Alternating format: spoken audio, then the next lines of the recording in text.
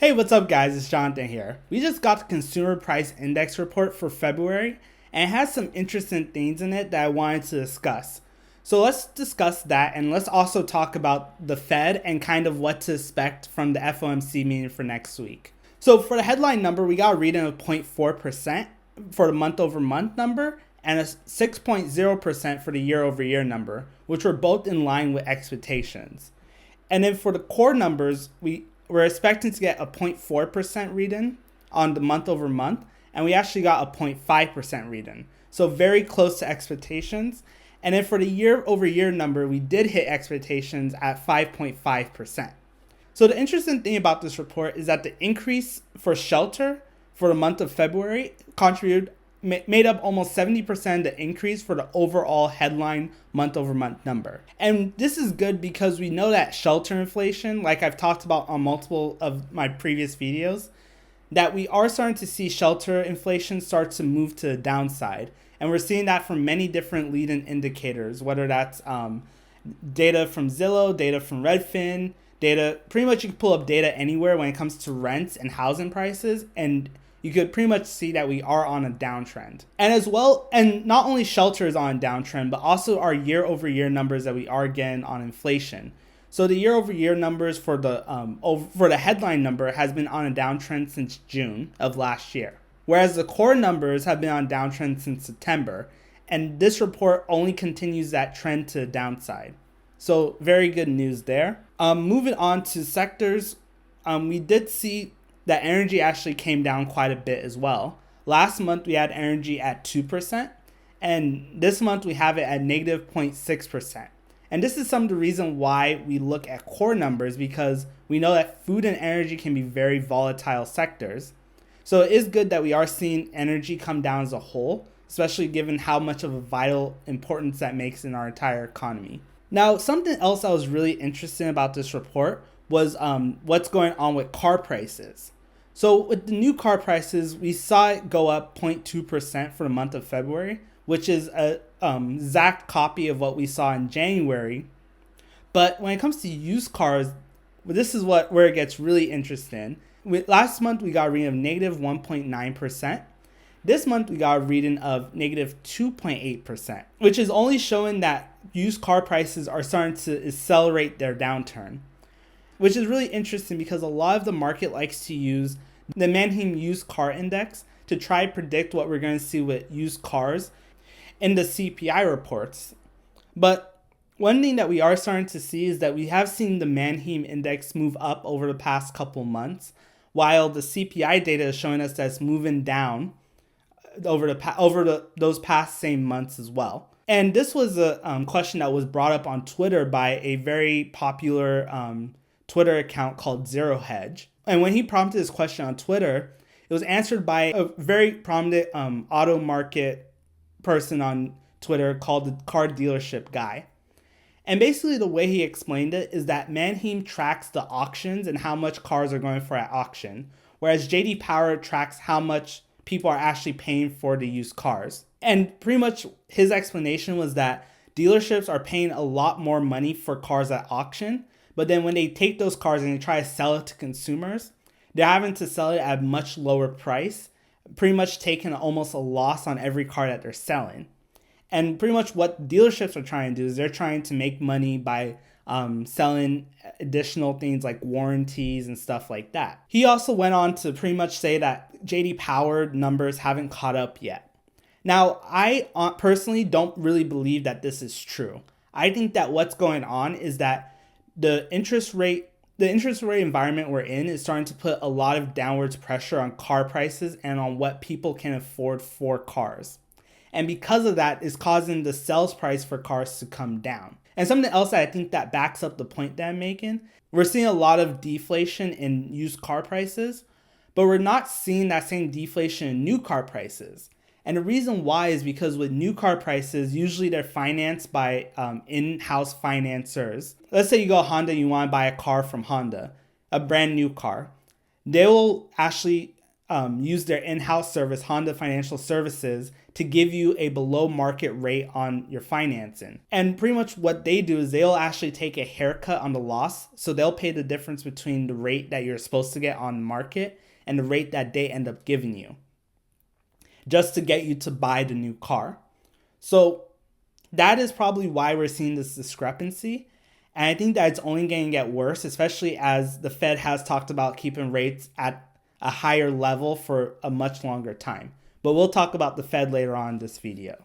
So when it comes to shelter, like I said, it did make up almost 70% of the increase that we did see in the CPI report for February.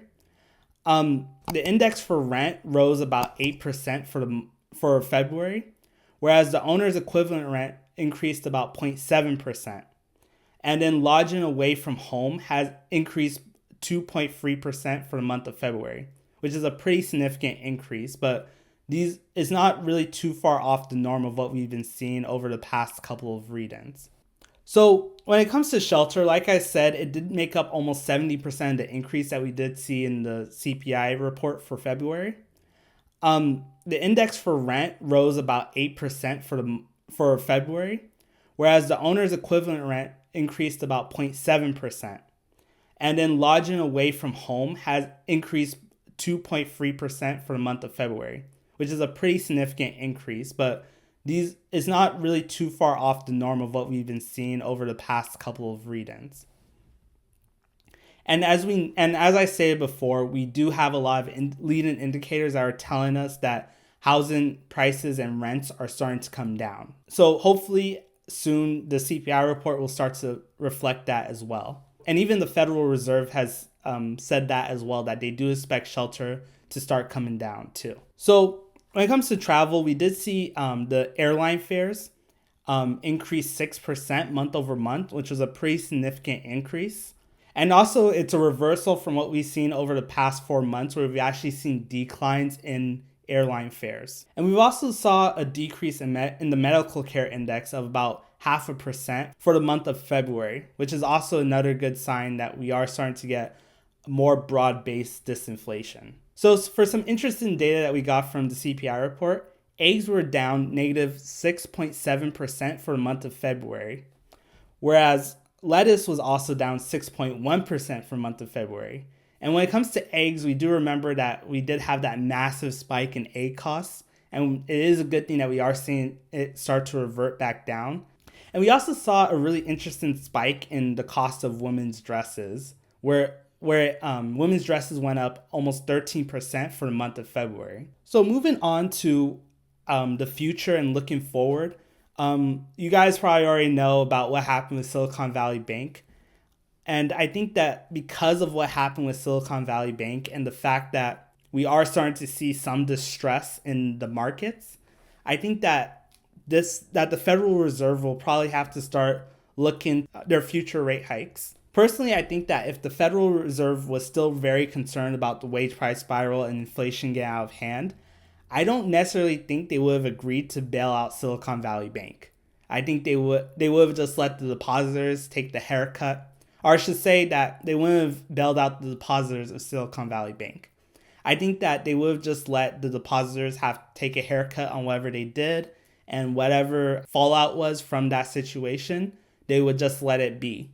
But I think that the fact that the Federal Reserve did step in is a good sign that they're very confident that we may be turning the corner on inflation. It was very tricky the past week because we went from a Jay Powell talking about possible 50 basis point hike to now reversing, bailing out Silicon Valley Bank. And now we have a lot of banks on Wall Street now talking about the possibility of not even having a hike next week. Now, even though I think that there's a better chance that we'll get a pause or 0 basis point hike versus a 50 basis point hike is like night and day difference, I actually still think that the 25 basis point hike is still the most probable. I think the reason for this is because we did still get somewhat a semi-hot CPI read. Luckily, this one was somewhat kind of boring, I'll be honest with you. But that boringness does also give more confidence to the Fed that they can go with the 25 basis point hike. Now, moving forward from that, I know before the Silicon Valley Bank situation, The market expected that the Fed will do two more 25 basis point hikes before they pause. I think now, given the fact that technically, even though like a lot of the banks like Silvergate and Signature and Silicon Valley Bank had very questionable operating practices, I think that this still is the Fed's sign that they did break something in the economy. And really, the wider belief on Wall Street is that the Fed was just going to keep going until they break something. And now since they've broken something, I actually believe that the possibility of us having a Fed pause after they hike next week is much higher than it was before. So really, for me, in terms of investments, how am I treating it?